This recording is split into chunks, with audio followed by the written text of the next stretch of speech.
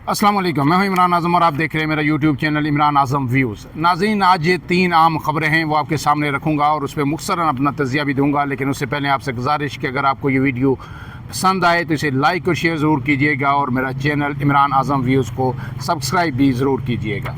आज की पहली खबर ये है कि आपको पता है कि जो फ़ौजी अदालतों में सिविलियन के ट्रायल के ख़िलाफ़ जो फ़ैसला आया था उस पर अपीलों की समाअत सुप्रीम कोर्ट ऑफ पाकिस्तान में जारी है और जो बानी पीटीआई के वकील हैं उज़ैर भंडारी, उनके दलाइल जारी हैं।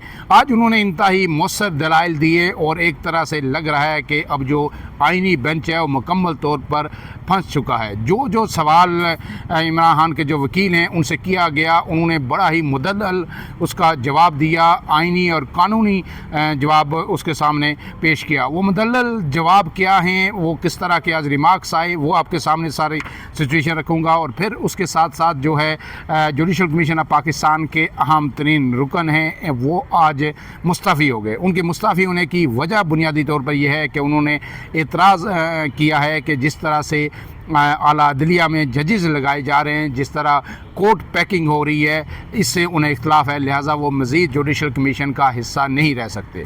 और इसके साथ साथ आजकल जो वकला हैं, जो बार्स हैं, बार के आपको पता है लाहौर हाई कोर्ट बार के इलेक्शन हुए, इस्लामाबाद हाई कोर्ट बार के इलेक्शन हुए, तो उसमें अब एक ही नारा लग रहा है कि ना वो बागी ना गद्दार, कैदी नंबर 804। तो वकला ने जो है वकला तंजीमों ने अंगड़ाई ली है और उसे ऑक्सीजन फराम की है। ये जो नताइज आए हैं इस्लामाबाद हाई कोर्ट बार में, जिसमें सदर पीटीआई के हमायत याफ्ता उम्मीदवार जीत के, लाहौर हाई कोर्ट बार में तो क्लीन स्वीप हो गया एक तरह से, तो एक नई ऑक्सीजन मिली है। अब वकला की क्या तेवर है, इस सब पे आपके सामने बात होगी। पहले मैं आज की जो सुप्रीम कोर्ट की समाअत है उसका हवाला आपके सामने रख देता हूँ कि बानी पीटीआई के वकील जो है उज़ैर भंडारी, उन्होंने ये कहा है कि आर्मी एक्ट कलादम हो गया तो भी इंसदाद दहशतगर्दी का कानून मौजूद है। एक से ज़ायद फोरम मौजूद हों तो देखना होगा कि मुल्ज़म के बुनियादी हकूक़ का तहफ़्फ़ुज़ कहाँ यकीनी होगा। आइन का आर्टिकल 245 फ़ौज को अदालती इख्तियारात नहीं देता। ये वाज़ेह तौर पर आज उन्होंने आइन और कानून का हवाला देते हुए ये दलाइल दी हैं और इस पर जस्टिस अमीनुद्दीन जो आइनी बेंच के सरबराह हैं, उन्होंने ये कहा है कि आर्टिकल 245 वाली दलील मान लें तो फ़ौज अपने अदारों का दिफा कैसे करेगी। उन्होंने हम सवाल उठाया है कि जीएचक्यू पर हमला हो तो क्या आर्टिकल 245 के नोटिफिकेशन का इंतज़ार किया जाएगा। तो उस पर जो बानी पीटीआई के वकील थे उन्होंने कहा है कि supreme court Liaquat Hussain case में करार दे चुकी है कि फ़ौज अगर किसी हमलावर को गिरफ़्तार करेगी तो उसे फौरी तौर पर सिविल हुक्काम के हवाले किया जाएगा। ये तय हो चुका है। इसलिए अगर फ़ौजी तनसीबात पे भी हमला होता है तो उसका केस जो है फ़ौजी अदालतों में नहीं चलेगा, कोई सिविलियन अगर ये हमला करता है। उसके बाद जो आइनी बेंच के सरबराह है अमीनुद्दीन खान, उन्होंने यानी एक तरह से जब उनके पास कोई वाज़े और ठोस किस्म का जवाब नहीं था तो उन्होंने कहा कि मैं तो पहले दिन से ही कह रहा हूँ कि सब मिलकर मलबा हमारे गले में डालेंगे। गोया अब जो आइनी बेंच है ये समझ रहा है कि ये जो फ़ौजी अदालतों में सिविलियन का ट्रायल है, इस मुकदमे को टेक अप करके हम एक तरह से फंस गए हैं और अब हमने ही इसका फ़ैसला देना है। तो फिर फ़ैसला तो ज़ाहिर है जो कानूनी निकात उठाए हैं उनको एड्रेस किए बगैर या उनको जो है उनके जो जवाबी मुदल्लल किस्म के दलाइल या रिमार्क्स दिए बगैर तो नहीं हो सकता। अगर उनको काउंटर अगर आर्गूमेंट आप पेश नहीं करेंगे और चुपचाप तो आप फ़ैसला दे दें, ऐसा नहीं हो सकता। लेकिन इसके साथ साथ जब ये बात उन्होंने की जस्टिस अमीनुद्दीन ने, तो एक बड़ा ही दिलचस्प उन्हें रिमार्क्स दिए। उन्होंने ये कहा है कि अदालत दलाइल की पाबंद नहीं, आइन के मुताबिक ख़ुद भी फ़ैसला कर सकती है। गोया ये सारे वो कह रहे हैं कि हम ये जो दलाइल हैं बेशक बड़े वज़नी हैं, बड़े लॉजिकल हैं, लेकिन हम इनको यकसर जो है नज़रअंदाज भी कर सकते हैं। वही बात है कि मैं ना मानूँ, यानी जो दलाइल कुछ हों, आइन कानून कुछ कह रहा हो, आप जो चाहें अपनी मर्ज़ी से फ़ैसला दे सकते हैं, वो फ़ैसला आप ख़ुद देंगे, कहीं से आपको दिलवाया जाएगा। ये उस तरफ जो है ना मज़ीद बातें उसी तरफ खुरा उसी तरफ जा रहा है। इसमें जैसे नईम जो अफान है उन्होंने इस्तफसार किया कि अगर फ़ौजी और सिविलियन मिलकर ऑफिशियल सिक्योरिटी की खिलाफ वर्जी करें तो ट्रायल कहाँ होगा। اس پر بھی بانی پی ٹی آئی کے جو وکیل ہیں انہوں نے بڑا ٹھوک بجا کے جو ہے اپنی دلیل پیش کی. انہوں نے کہا ایسی صورت میں ٹرائل انسداد دہشت گردی عدالت میں ہی ہوگا. اس پر جسٹس حسن نظر رضوی جو ہے جو بڑے دبنگ قسم کے وہ ریمارکس بھی دیتے ہیں اور سوال بھی کرتے ہیں, وہ وکلا پہ بڑے وہ ایک طرح سے ان کو سنپ بھی کرنے کی کوشش کرتے ہیں. انہوں نے بھی آج جو ہے ایک ریمارکس کی. انہوں نے کہا کہ کیا سابق وزیر اعظم نے 9 مئی کے واقعات کی مذمت کی؟ تو اس پہ جو وکیل کا جواب تھا, انہوں نے کہا کہ بالکل انہوں نے مذمت کی عمران خان نے, اور انہوں نے یہ بھی کہا کہ اس پہ جو قصوروار ہیں ان کو سزا دی جائے. لیکن اس مذمت کا یہ مطلب ہرگز نہ لیا جائے کہ بانی پی ٹی آئی جو سرکار کا موقف ہے, جو ریاست کا موقف ہے, جو حکومت کا موقف ہے, اس کو تسلیم کر دیں.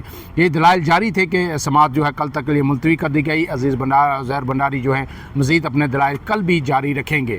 لیکن اس کے ساتھ درمیان میں جو ایک عام اور خبر ہے, دوسری خبر وہ یہ ہے کہ جو پاکستان بار کونسل کے نمائندے تھے جوڈیشل کمیشن میں, وکیل اختر حسین, وہ مستعفی ہو گئے ہیں. اور انہوں نے یہ کہا ہے کہ ان کے مستعفی ہونے کی وجہ یہ ہے کہ جو عدلیہ کے اندر جو اپائنٹمنٹس کا, ججز کی تقرری کا جو طریقہ کار ہے, اسے پہلے دن سے ان کا اختلاف ہے. اور انہوں نے کہا کہ 40 نام آتے ہیں ججز کے, ہر کوئی اپنے نام دیتا ہے اور پھر جو گیو اینڈ ٹیک کی بنیاد پر اس کا بھی لگا لو, اس کا بھی لگا لو, ایک اس کا لگا لو, ایک اس کا لگا لو. انہوں نے کہا کہ یہ چیزیں کسی طور پر قابل قبول نہیں ہے, اور ایسی صورتحال میں مزید جوڈیشل کمیشن آف پاکستان جو ہے اس کا ممبر نہیں رہ سکتا. انہوں نے کہا 3 بار پاکستان بار کونسل نے مجھ پر اعتماد کیا ہے, میں اس کا شکر گزار ہوں, لیکن اب میں درخواست کرتا ہوں جو چیف جسٹس آفریدی ہے کہ میں اس کا ممبر نہیں رہ سکتا جوڈیشل کمیشن کا, لہٰذا نیا ممبر اپوائنٹ کیا جائے. اس حوالے سے اطلاعات یہ ہیں کہ پاکستان بار کونسل نے شاید 26 نومبر کو ایک اجلاس طلب کیا ہے, جس میں نئے جو ممبر ہیں ان کی جگہ, اختر حسین کی جگہ